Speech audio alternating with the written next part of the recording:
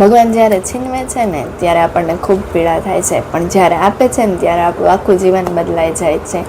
એક સંત અને ચકલીની અદ્ભુત આધ્યાત્મિક કથા જે તમારા હૃદયના દ્વાર ખોલી નાખશે. તો ચાલો જાણીએ જીવન, મૃત્યુ અને મોક્ષનું સાચું રહસ્ય. મિત્રો, સ્વાગત છે તમારો અમારી ચેનલ ઉપર. શું તમે ક્યારે એવું વિચાર્યું છે કે ભગવાન કોઈને સુખ તો કોઈને દુઃખ શું કામ આપે છે? કોઈ પાસે અઢળક ધન સંપત્તિ, અઢળક સુખ છે, છતાં તે અશાંત છે. અને કોઈ પાસે કંઈ જ નથી, છતાં તે પોતાના ચહેરા ઉપર સ્મિત રાખીને જીવે છે.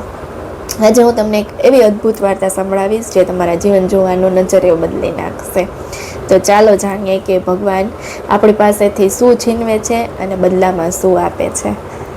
શાંત વનમાં પીપળાના વૃક્ષ નીચે એક સંત તપસ્યા કરી રહ્યા હોય છે અને તે જ વૃક્ષ ઉપર એક નાની એવી ચકલી રહેતી હોય છે.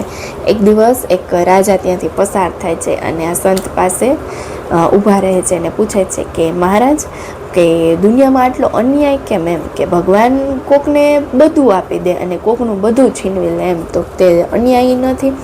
અને ત્યારે આ સંત હસે છે અને આ રાજાને સુંદર જવાબ આપે છે કે રાજન, કે ભગવાન છે ને જરાય અન્યાય નથી. એમ કે ભગવાન જે તમારું છીનવે છે ને એ તમારો કચરો છે અને જે તમને આપે છે ને એ તમને અમૃત સમાન આપે છે.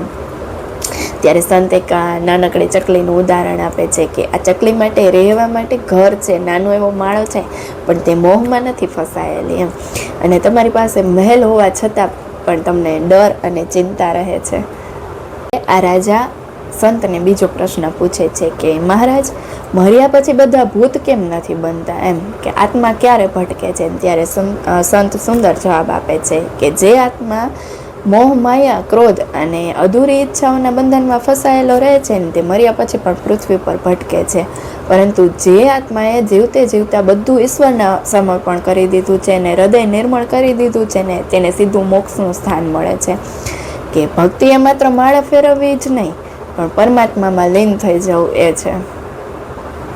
આ વાર્તા છે ને આપણને એક મોટો પાઠ ભણાવે છે કે ભગવાન આપણો અહંકાર છીનવે છે, આપણો મોહ અને આપણી બુરાઈઓ છીનવે છે. જ્યારે એવું લાગે ને કે આપણી ધન સંપત્તિ ગઈ, ત્યારે કદાચ ભગવાન આપણને એ અહંકારમાંથી મુક્ત કરતા હોઈએ છીએ એમ. અને બદલામાં ભગવાન આપણને શાંતિ, સંતોષ અને સાચું સુખ આપશે.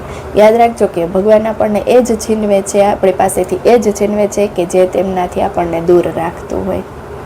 જો મિત્રો, તમને પણ એવું લાગતું હોય કે આપણા જીવનમાં મુશ્કેલી આવી રહી છે, વધી રહી છે, તો યાદ રાખજો કે ભગવાન તમને શુદ્ધ કરી રહ્યા છે.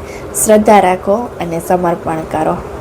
જો આ વાર્તા તમારા હૃદયને સ્પર્શી ગઈ હોય ને તો લાઈક કરો, તમારા મિત્રોને વધુ શેર કરો અને સબસ્ક્રાઈબ કરો અને કોમેન્ટમાં જય શ્રી કૃષ્ણ લખવાનું ભૂલતા નહીં.